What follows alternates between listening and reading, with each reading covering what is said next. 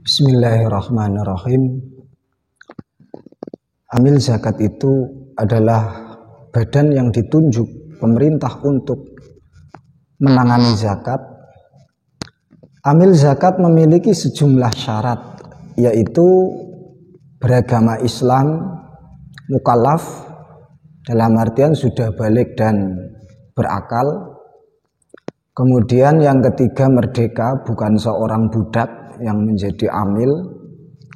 Yang keempat, adil, dengan pengertian tidak pernah melakukan dosa besar atau dosa kecil secara kontinu. Kemudian yang kelima, syarat amil yaitu bisa melihat. Syarat yang keenam, bisa mendengar. Syarat yang ketujuh, laki-laki. Syarat yang kedelapan, mengerti terhadap tugas-tugas yang menjadi tanggung jawabnya. Kemudian yang nomor 9, syarat sebagai amil tidak termasuk ahlul bait atau bukan keturunan Bani Hashim dan bukan keturunan Bani Muthalib. Dan syarat amil yang nomor 10 yaitu bukan muali ahlul bait atau budak yang dimerdekakan oleh golongan Bani Hashim dan Bani Muthalib. Dalam hal ini para habaib tidak boleh menerima zakat dan menjadi panitia zakat. Adapun tugas-tugas amil zakat adalah menginventarisasi atau mendata orang-orang yang wajib mengeluarkan zakat. Kemudian menginventarisasi orang-orang yang berhak menerima zakat. Kemudian mengambil dan mengumpulkan zakat. Yang keempat, mencatat harta zakat yang masuk dan yang dikeluarkan. Yang nomor 5, menentukan ukuran sedikit dan banyaknya zakat. Keenam, menakar, menimbang, menghitung porsi mustahikus zakat.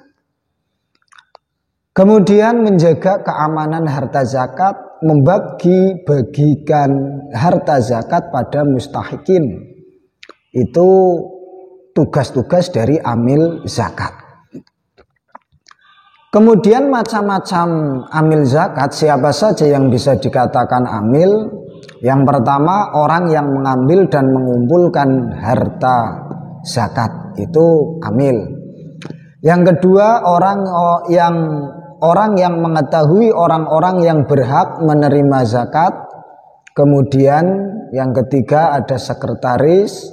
Yang nomor 4 ada tukang takar, tukang timbang, dan orang yang menghitung zakat. Yang kelima, orang yang mengkoordinir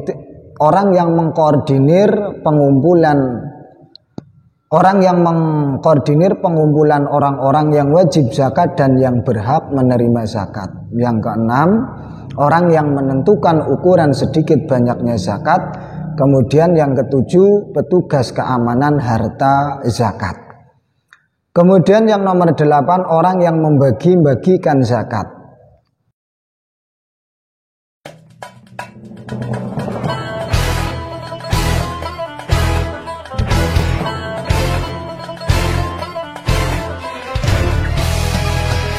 Imam dalam konteks Negara Kesatuan Republik Indonesia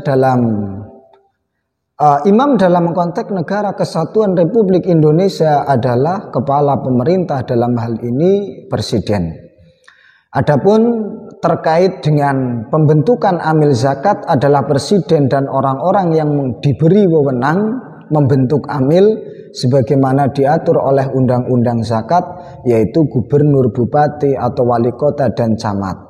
Kepala desa atau lurah itu bukan termasuk orang-orang yang diberi wewenang membentuk amil zakat.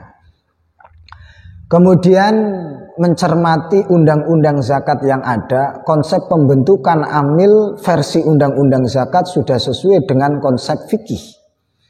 Sedang mekanisme tata kerjanya masih perlu untuk disempurnakan karena ada tugas-tugas dan kewenangan amil yang belum terakomodir dalam undang-undang zakat.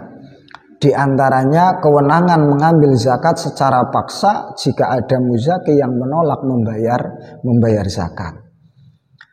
Panitia zakat yang dibentuk secara swakarsa oleh masyarakat tidak termasuk amil yang berhak menerima bagian zakat. Saya ulangi lagi, panitia zakat yang dibentuk secara swakarsa oleh masyarakat tidak termasuk amil yang berhak menerima bagian zakat.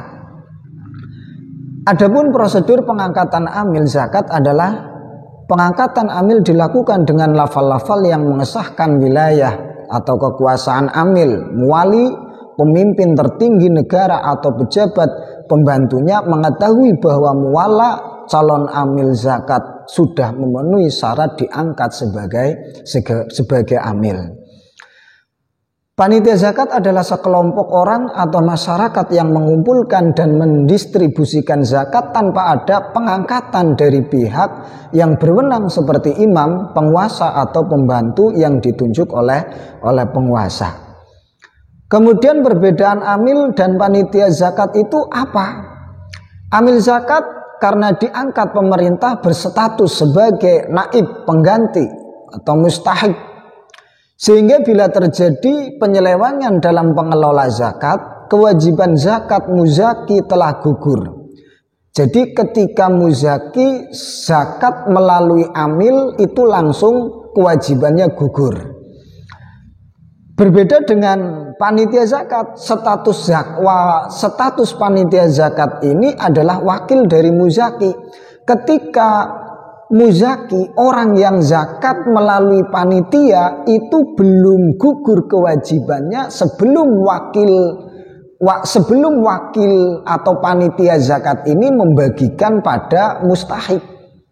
Ini perlu dipahami bahwa bedanya amil, kalau kita zakatnya pada amil zakat maka sudah sah secara langsung. Kenapa? Karena amil itu termasuk mustahik. Tapi kalau kita zakatnya pada panitia zakat, maka zakat kita belum sah, kewajiban zakat kita belum gugur sebelum panitia zakat itu membagikan zakat tersebut. Kemudian untuk zakat ketika panitia membagikan zakat dan dikembalikan kepada orang itu lagi, maka hukumnya tidak boleh. Berbeda kalau amil. Kalau amil bebas untuk membagikan ke siapa saja.